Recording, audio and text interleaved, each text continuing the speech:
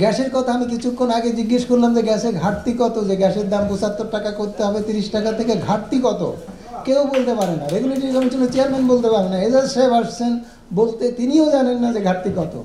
অথচ আমরা গ্যাসের দাম বাড়ানোর প্রস্তাব দিয়ে দিলাম।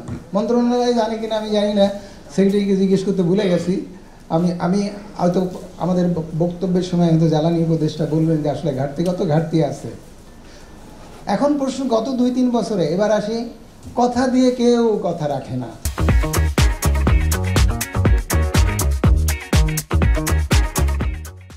গ্যাসের উপরে এলপিজি, গ্যাসের উপরে এলএনজি এর আপস্ট্রিমে পেট্রোবাংলার পর্যায়ে 15% ভ্যাট নেওয়া হয়েছে। এই 15%-এর উপরে অ্যানাদার 50% প্লাস টোটাল গ্যাসের উপরে 50% ভ্যাট নেওয়া হয়েছে, যে ভ্যাটের জন্য আলটিমেটলি হাইকোর্টে মামলা করেছে ক্যাব। মাসে বিদ্যুতের, মাসে সেচ দেওয়ার জন্য, ধানে এবং মাসে সেচ দেওয়ার জন্য যে বিদ্যুৎ ব্যবহার করা হয় তার জন্য শিল্প রেটে দেওয়া হবে, সেটার জন্য ক্যাব আজকালের মধ্যে মামলা দায়ের করবে।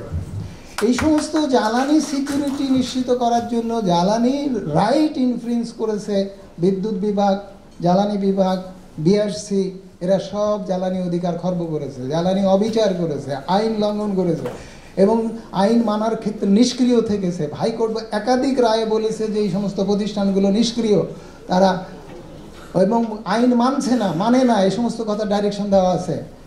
এইবার আসেন, আমি পয়সা দিচ্ছি, সেই পয়সা ঘাটতি দেখিয়ে নিয়ে চুরি হয়ে যাচ্ছে। তো যারা চুরি করেছে 4 জনের নাম অলরেডি বলা হয়েছে। সেই 4 জনের মধ্যে, সেই 4 জন সরাসরি চুরির সঙ্গে জড়িত যতটা না, অন্তত চুরির প্রক্রিয়ায় ছিলেন তারা। কখন আমরা প্রাইভেট সেক্টরে বিদ্যুৎ উৎপাদন করতে দিই, যখন আমরা বৈদেশিক মুদ্রা আনতে পারি না, তারা বাইরে থেকে আনতে পারবে, সেই জন্য বেশি দামে তার কাছ থেকে।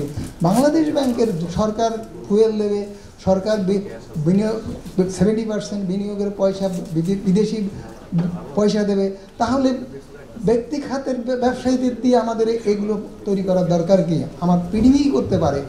এই ব্যাপারগুলোকে যে 15 বছর ধরে যে এইসব কাণ্ড কারখানা করা হয়েছে, সেগুলোকে ওই যে বললাম যে বিচারের মধ্য দিয়ে বের করে নিয়ে আসেন, ওখানেও 6,000 টাকা সাশ্রয় হবে। তবে বিদ্যুৎ খাতে আমি তো আগেই বলেছি যে সরকার খুব ভদ্রলোকদের দিয়ে তৈরি, তারা এসব ফেস করতে পারবে না, ফেস আপনাদের করতে হবে। চলেন রবিবার সোমবারে যে দাঁড়াই বিআরসি ঘেরাও করে বসে থাকি, অনশন করি যে এগুলো সব বাতিল করতে হবে। এগুলো বাতিল করে 26,000 টাকা সাশ্রয় করে জ্বালানি উপদেষ্টার হাতে তুলে দিই যে আপনি এবার এইসব দাম না বাড়ায় এই 26,000 টাকা দিয়ে কম্পেনসেট করেন, আপনি দাম বাড়ানোর বদনাম আপনাকে নিতে হবে না, আপনি এভাবে চলে যান, পরবর্তী পলিটিক্যাল গভর্নমেন্টের সঙ্গে আমরা বোঝাপড়া করবো। ধন্যবাদ। ধন্যবাদ স্যার।